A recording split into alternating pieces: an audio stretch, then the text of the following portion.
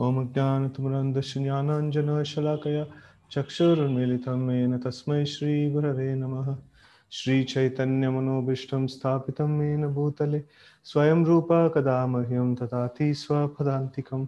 वन्देऽहं श्रीगुरुं श्रीयुतापदकमलं श्रीगुरुन् वैष्णवांश्च श्रीरूपं साग्रजातं सगन रघुनाथान्वितं तं सजीवं साद्वैतं सावधूतं परिजनसहितं कृष्णचैतन्यदेवं श्रीराधा कृष्णपादान् सगण ललिता श्रीविशाखान्वितांश्च। हे कृष्ण करुणा सिन्धु दीनबन्धो जगत्पते गोपेश गोपिका कान्त राधा कान्त नमोऽस्तुते। तप्त काञ्चन गौराङ्गी राधे वृन्दावनेश्वरी वृषभानुसुते देवी प्रणमामि हरिप्रिये। वाञ्छाकल्पतरुभ्यश्च कृपा सिन्धुभ्येव च पतितानां पावनेभ्यो वैष्णवेभ्यो नमो नमः। जय श्री कृष्ण चैतन्य प्रभु नित्यानंद श्री अद्वैत गदाधर श्रीवासादि गौर भक्तवृंद। हरे कृष्णा कृष्णा कृष्ण हरे हरे, हरे Ram Ram Ram Hare Hare.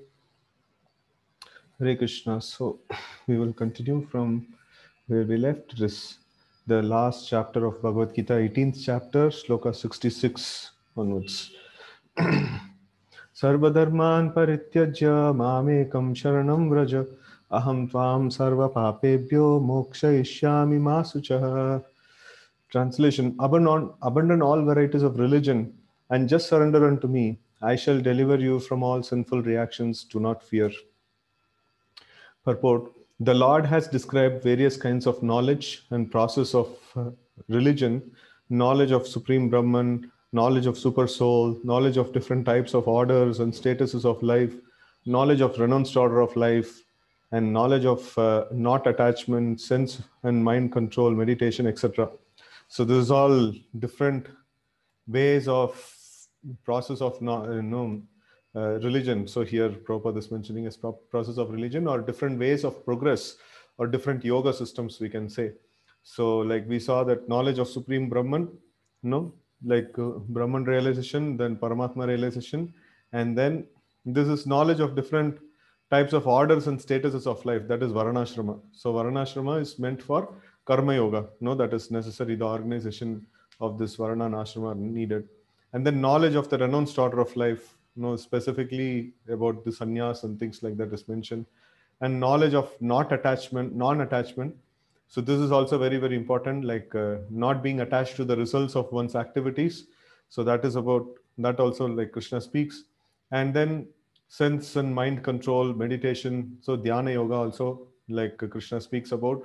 So all these various things Krishna is speaking. And now finally what he is telling, Sarvadharman Parityaja. No, you give up all these things and then fully take shelter of me exclusively. No, that's what he's telling. So he has described in so many ways different types of religion. Now in summarizing Bhagavad Gita, the Lord says that Arjuna should give up all the processes that have been explained to him. He should simply surrender to Krishna. That surrender will save him from all kinds of sinful reactions, for the Lord personally promises to protect him. So here we see that then if all these things have to be given up finally, so then what is the point? Why does he explain all these things first of all? So he explains because these are all the different kinds of uh, mentality people have, and for those mentality the Lord has devised a system of progress for them. So but if somebody wants to progress on as per Krishna's desire, how Krishna wants, then it is very, very easy. Then like Bhakti Yoga is there, the process of Bhakti Yoga in full surrender is there, and he can do that. So in that way, like the Krishna is telling that it is like you don't need to follow all the other processes of Brahman realization, Paramatma realization, and like Dhyana Yoga and Karma Yoga and stuffs like that and all. It's not needed. So you can give up all those things and then take only one thing, that is surrender unto the Lord fully. So that's called Bhakti Yoga. Okay. In the 7th chapter, it was said that only one who has become free from all sinful reactions can take to the worship of Lord Krishna.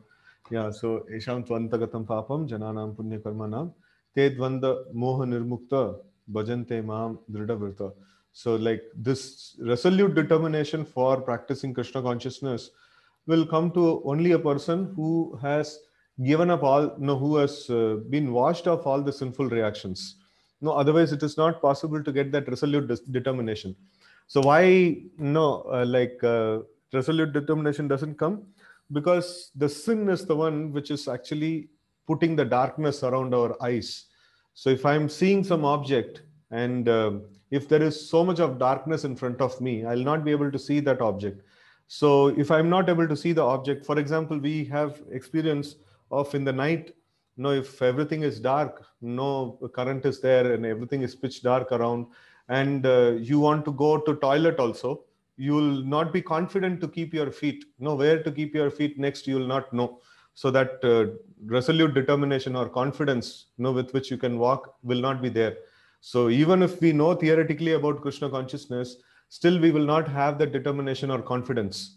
So it requires a little illumination and little light over there. So sinful reactions means, no, it is fully blinding us with darkness. And once sinful reactions are finished, then only we can take up Krishna consciousness with Dridhavrata, very, very solid faith. So the sinful reactions have to be removed. So that is a primary thing that is necessary, for us to become very solid in Krishna consciousness. So thus one may think that unless he is free from all sinful reactions, he cannot take to the surrendering process. To such doubts, it is here said that even if one is not free from all sinful reactions, simply by the process of surrendering to Sri Krishna, he is automatically freed. So this is a very powerful thing, which Krishna says, you just surrender unto me, aham tvam sarva papebhyo mokshayashyami ma sujha. So like you surrender unto me, I'll remove all the sinful reactions. So the moment we surrender to the Lord actually clears the ground, which gives us, at least he just makes the ground zero. He just brings it to zero. We are in negative, sinful reactions and all, it's in the negative side. So at least removal of all the sins means we are at least coming to zero. And from 0 point of from 0 point we can actually progress much faster. So that is the this one. That is when we can actually take to devotional service with Dridhavata, with solid faith. Okay, there is no need of strenuous effort to free oneself from sinful reactions. One should unhesitatingly accept Krishna as the supreme savior of all living entities. With faith and love, one should surrender unto him. The process of surrender to Krishna is described in Hari Bhakti Vilas. So surrender is not some hazy thing, which is, like what is the surrender? Surrender means what is practically what it means. So here it is nicely mentioned from Hari Bhakti Vilas, Anukulyasya Sankalpa. So that means whatever is favorable for Krishna consciousness, we should take a sankalpa or we should do it. Like we should do only those things which are favorable to Krishna consciousness. So we get up early in the morning because it's favorable. We give up onion garlic because it's not favorable. And we accept chanting process. We accept process of taking darshan of the Lord. So like that, all those favorable things, we pick up. We take only prasad. That is also anukulyasya sankalpa. Then pratikulyasya varjanam. So whatever is pratikul or whatever is not favorable for Krishna consciousness, developing Krishna consciousness, we give it up. Just like onion, garlic, and the 4 regulative principles that we follow. And then not seeing some movies or TV serials and or mundane stuffs, those things, we give it up. And even people who are having materialistic thought process, we give up their company. So like that, all pratikul, pratikulyasya varjanam. And then rakshaishi iti vishvasho. So the Lord will protect me at any situation. That is very, very important. Rakshaishi iti vishvasho. So it is not that suddenly if I lose, somebody is working and suddenly if they lose the job, so then what's going to happen? No, rakshaishi iti vishvasho. Like Lord is there, he will protect. Yes, I have to do my endeavor, whatever is needed, but at any cost, he is there, he will protect me, right? And then gopartatve varanam tata. So that means he is my maintainer. One is protector and another is maintainer. He is going to maintain me. He is going to supply whatever is needed for me. and I just need to do devotional service to him. Then Atma Nikshepa means like offering everything that I have in service of the Lord. So to think that whatever property I may have, right from the smallest pin to no biggest property, whatever I may have, so everything belongs to Krishna and everything should be used in service of Krishna, right? So that is very important. So when I have this kind of attitude, that is called surrender. And then Karpanya. Karpanya means like maintaining a mood of humility, you know. So these are all symptoms, Sadvida Sharanagata Gatihi. So like these are the six kinds of six limbs or six aspects of Sharanagati, right? So it is all necessary. So without this, the Sharanagati is not, or surrender is just a theory or some like something in the air. No, these elements, if it is there, then it is proper surrender. No, like accepting anukulyasya sankalpa, accepting whatever is favorable for Krishna consciousness, pratikulyasya varjanam, whatever is not favorable for Krishna consciousness, we give it up. No, having faith that in any dangerous situation, Krishna can protect me. There is no situation in this world where Krishna cannot protect me. And then Krishna is my real maintainer, Gopatripta Varanam Tata. And then Atma Nikshepa, no, offering everything one has in possession in service of the Lord, and Karpanya, maintaining a mood of humility. So these six are the elements of Sharanagati. Actually, in Ramayana, it is very nicely described how this kind of surrender process, like uh, about like various devotees, like there are many devotees, wonderful devotees of Lord Ram.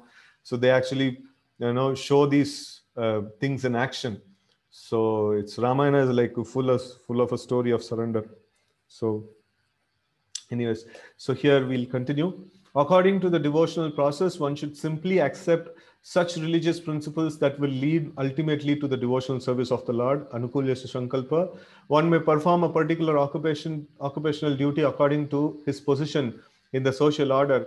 But if by executing his duty, one does not come to the point of Krishna consciousness, all his activities are in vain.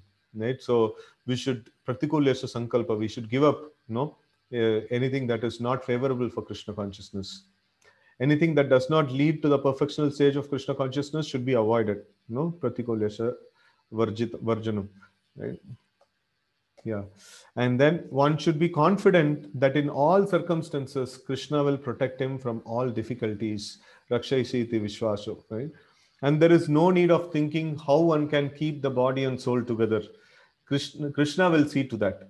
One should always think himself helpless and should consider Krishna the only basis for his progress in life.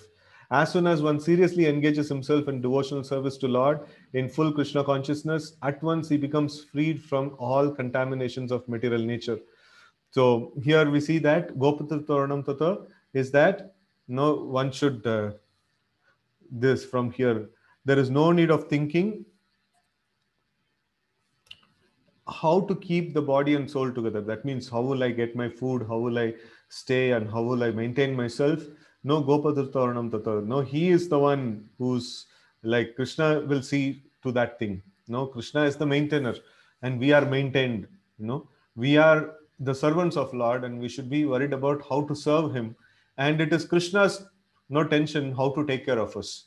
If a small child in the home comes and says, how will I get my food tomorrow? How will I get, where will I sleep? Where will I stay? And things like that. The parents will say like, no, we are there, right? No, why are you taking so much of worry? No, we are there to take care of you. And so in the same way, like Krishna is there to take care of us. So more we worry about how we will be taken care of, so then Krishna will, not take so much tension. Like anyway, he is thinking about it. No, why should I think about it? So here it is very clearly mentioned. Krishna will see to that. So one should always think himself helpless and should consider Krishna the only basis for his progress in life. No, Gopatirtharanam Tata. Okay, as soon as one seriously engages himself, in devotional service to Lord in full Krishna consciousness, at once he becomes freed from all contaminations of material nature. So, like if we surrender, so this is what if we are actually coming back to that Sarva Dharman Parityajya Mam Ekam Sharanam Vraja. So Aham Tvam Sarva Papebhyo. No, that is I will remove all the sinful reactions. So till here, we saw that the aspects of surrender, and if we do that, So Krishna will definitely remove all the material contamination, sinful reactions, and everything will become happen, right? So there are different processes of religion and purificatory processes by cultivation of knowledge, meditation in the mystic yoga system, etc. No, so if we see, if Varnashrama is properly followed, no, then we get purification. If we cultivate knowledge, that means understand that what is body, what is matter, what is spirit, and things like that, then also we become purified of our sinful reactions. No, but it takes a long time. Meditation in the mystic yoga system, that also takes a long time, but surrender takes immediate. No, it has immediate effect. So if we do the 6 lakshanas what is mentioned of surrender, so then the removal of sin is immediate. No, it is not going to take a lot of time, right? So but one who surrenders unto Krishna does not have to execute so many methods. That simple surrender unto Krishna will save him from unnecessarily wasting time. One can thus make all progress at once and be freed from all sinful reactions. So Bhagavad Gita is such a very scientific book. It is talking about how this sin is actually covering us, and what is the root of this sin, and then what are all the different methods in which we can actually remove these sinful reactions, and then what is the most powerful method of removing the sinful reaction. So all this is nicely described here, right? So one should be attracted by the beautiful vision of Krishna. His name is Krishna because he is all attractive. One who becomes attracted by the beautiful, all-powerful, omniscient vision of Krishna is fortunate. There are different kinds of transcendentalists. Some of them are attracted to the impersonal Brahman vision, and some are attracted by the super soul feature. Super soul feature means, oh, Krishna will maintain me. No, Krishna is the controller of this world, and things like that. So, but here, getting attracted to the beautiful vision of Krishna means I am not concerned whether Krishna is going to maintain, Krishna is like going to take care of anything. He is so beautiful and wonderful. I just simply want to meditate on him. No, I'm simply attracted to him for no reason. No, so then it is like Bhagavan realization, right? So it's not that because he will take care of me, I am attracted to him. So then it becomes Paramatma, right? So here we see that this is like just so that, like, just to serve Krishna, or just to what is that? Not for any other reason where I will get something in return. No, in that way, if I get attracted, so then I become attracted in the Bhagavan feature of the Lord. So, but one who is attracted to the personal feature of the Supreme Personality of Godhead, and above all, one who is attracted by the Supreme Personality of Godhead as Krishna himself, is the most perfect transcendentalist. So, yoginam api sarvesham mad gathena antaratmana shraddhavan bhajate yomam thame bhakta tamo mataha, right? So, like Krishna mentions that of all the yogis who is attracted to Krishna's personal feature, he is the greatest transcendentalist. That comes in the 6th chapter, and here also the same thing is mentioned. So, in fact, towards the end, Krishna is giving a very heavy dose of Bhakti Yoga, and in the middle chapters also he gave a heavy dose of Bhakti Yoga, 9th and 10th and things like that. But the aspect is, in every chapter, Krishna is actually telling about Bhakti Yoga towards the end. So that is there. So, but he tells it in a light way. So it is not that Bhakti Yoga is like mentioned only in the end. For every alternative, when he is explaining about Karma Yoga, he ends it with Bhakti Yoga, saying that is the best. And he explains the Jnana Yoga, he ends it with Bhakti Yoga, saying that is the best. And then he spends exclusive middle chapters for Bhakti Yoga.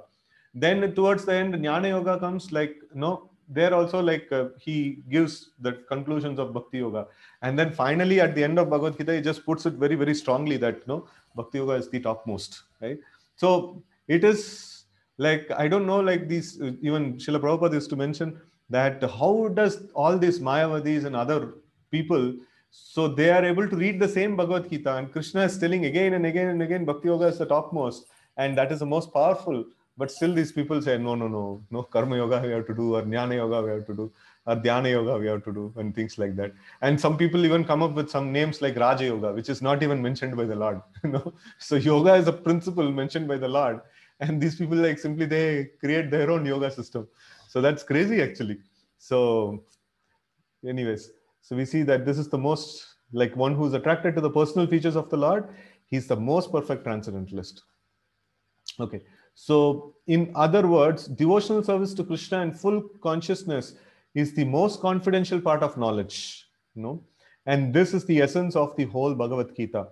Karma yogis, emphoric philosophers means jnana yogis, and mystics means dhyana yogis, and devotees are all called transcendentalists. All of them are transcendentalists. Why? Because they want to achieve something beyond matter. Their thought process is something beyond matter, so they are called transcendentalists.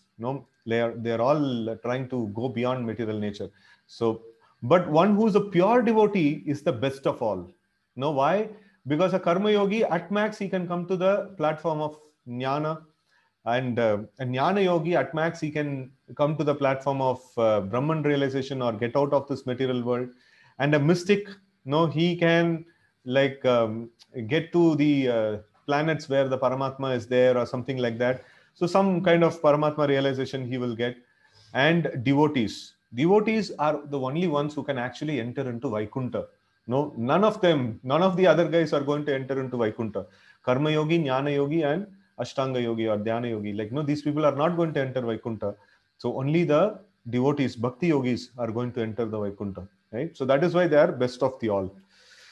The particular word used here are ma suchaha, do not fear, don't hesitate, don't worry, are very significant. One may be perplexed as to how one can give up all kinds of religious forms and simply surrender unto Krishna, but such worry is useless. Okay, very powerful statement. Okay, idam te nata paksha nata pashkaya na ba na bhaktaya kadachana na cha shru save vacham na cha mam yo abhyasuyati. This confidential knowledge may never be explained to those who are not austere or devoted or engaged in devotional service, nor to one who is envious of me. Okay. Purport: persons who have not undergone the austerity of the religious process, or who have never attempted devotional service in Krishna consciousness, who have not tended a pure devotee, and especially those who are conscious of Krishna only as a historical personality, or who are envious of the greatness of Krishna, should not be told this most confidential part of knowledge. It is, however, sometimes found that even demoniac persons who are envious of Krishna, worshipping Krishna in a different way, take to the profession of explaining Bhagavad Gita in a different way to make business. That's it's so much business happens in the name of Bhagavad Gita. But anyone who desires actually to understand Krishna must avoid such commentaries on Bhagavad Gita. Actually, the purpose of Bhagavad Gita is not understandable to those who are sensuous. Even if one is not sensuous, that means like those who are too much attached to sense gratification, but is strictly following the disciplines enjoined in the Vedic scriptures, if he is not a devotee, he also cannot understand Krishna. Who is this category? Who's strictly following everything in the Vedas, but he is envious of Krishna. They are Mayavadis. The followers of Shankara, we can see that. They strictly follow the Vedas, but if you say like Krishna is Supreme Personality of Godhead, they cannot accept it. They'll fight with you, saying that no, why Krishna is Supreme Personality of Godhead? I am God, you are God, everybody is God, all are Brahman. So they will never accept Krishna Supreme Personality of Godhead. To such people, Bhagavad Gita should not be explained. Okay. And even when one poses himself as a devotee of Krishna, but is not engaged in Krishna conscious activities, he also cannot understand Krishna. So if somebody is coming to temple and or no programs and they are not engaged in service of Krishna, so they simply hear. No, they cannot understand Krishna. Means it's like they also have to engage in some service, or at least they should consider the process of hearing as a service to Krishna. So some way they should render some service to Krishna, like offering of foodstuffs to Krishna, preparing like foodstuffs to Krishna, and like chanting the names of Krishna and watering Tulsi and circumambulating Tulsi and doing some service is very, very important. And on top of it, if we can actually do some service in spreading the message of Krishna consciousness, that is very, very attractive. Towards the end, we will see how Krishna says that. So there are many persons who envy Krishna because he has explained in Bhagavad Gita that he is the supreme and that nothing is above him. Mattah parataram nanyat kinchidasti dhananjaya mai sarvaidam protam sutre maniganaiva. Right? So there is nothing above him or equal to him. There are many persons who are envious of Krishna. Such persons should not be told Bhagavad Gita, for they cannot understand. There is no possibility of faithless persons understanding Bhagavad Gita and Krishna. Without understanding Krishna from the authority of a pure devotee, one should not try to comment upon Bhagavad Gita. So, okay, if faithless cannot understand Krishna and we cannot explain Bhagavad Gita to them, then what we should do? No, we should invite them and we should give them prasadam and we should help them hear the holy name and things like that. So when they hear that, gradually they will develop some sukruti and gradually they'll come to the point of understanding Bhagavad Gita. So when we put the message of Gita course all around, so only people who have got faith only will come. Already that filtration actually happens. No, Shankaracharya wrote Bhagavad Gita commentary and then he explained the Mayavad conclusion. So he didn't tell Krishna as Supreme Lord. So that's the problem. Shankaracharya is the Acharya for the Mayavadis, right? So how it is possible, Guruji? Because in entire Bhagavad Gita, Lord is the Supreme. Krishna is the Supreme. We have read everything. So how he can write all these things? That is the beauty of Mayavad commentary. Oh. Beauty of Mayavad commentary. But they always argue like Brahman is the Supreme. I'm not getting that. How it will be possible? That is like, this knowledge. One thing, very important thing is, if we commit some offenses to Krishna and Krishna's devotees, then we will understand Mayavad commentary, how it works. Oh my God. Okay. Hare Krishna. We have some offenses to the system to understand that philosophy. Otherwise, it is not possible to understand that philosophy. So, okay. If you're not able to understand, that means you are a nice devotee. Hare Krishna. Hare Thank Krishna. you. Hare. Okay. So, text 68. Ya idam paramam guhyam madbhakteshvavidashyati bhaktim mai param krutva mame vaishyasti asamshayah. For one who explains the supreme secret to the devotees, pure devotional service is guaranteed, and at the end he will come back to me. So it is not like without any benefit I'm like trying to explain Gita. So these are all like some of the things which is there. Like for one who explains the supreme secret to devotees, pure devotional service is guaranteed, and at the end he will come back to me, right? So this is the impetus for me to like do these reading sessions. So generally it is advised that Bhagavad Gita be discussed among the devotees only. For those who are not devotees will understand neither Krishna nor Bhagavad Gita. Those who do not accept Krishna as he is and Bhagavad Gita as it is should not try to explain Bhagavad Gita whimsically and become offenders. Bhagavad Gita should be explained to persons who are ready to accept Krishna as Supreme Personality of Godhead. That's why if we see in our Gita course programs, so we systematically make the program in such a way that after 4 or 5 sessions, like we put this topic that Krishna is Supreme Personality of Godhead. And after that, some people, we get a major loss of students after that. So, but we don't mind because we want to explain Bhagavad Gita and we want to explain it only to people who accept Krishna as Supreme Personality of Godhead. Okay. So it is a subject matter for the devotees only and not for philosophical speculators. Anyone, however, who tries sincerely to present Bhagavad Gita as it is will advance in devotional activities and reach the pure devotional state of life.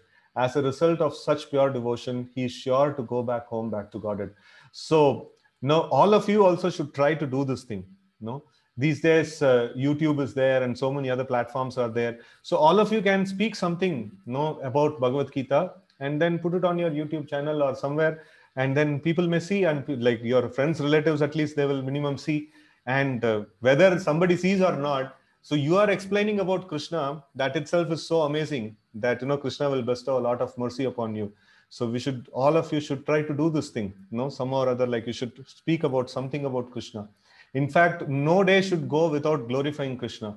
So every day we should we should talk to somebody about glories of Krishna, or we should try to distribute a book of Krishna consciousness, or speak something like, or just simply like you just record something and post it on YouTube. Somebody will see that. So in that way, you can do something for the service of the Lord. Hare Krishna Prabhuji. So the book distribution Mela in Mumbai, it was so awesome. Each and every signal, I have seen lot of people distributing, and people are buying also. That 130 seconds they convince, and really it's an awesome experience for me, because I have met many of the people when I go out. So it was really great job they were doing. Oh my You God. should also do. One of the Prabhuji was told me. So I told it's in Mumbai. So anyway, it's not possible, because I'm not basically from, I don't know Marathi that much. That's okay. See, that is not So a. I told them No, also, no, no. I'll contact Let's them, and continue the reading. Let's continue the reading. yeah. No, the point is we have to find some way.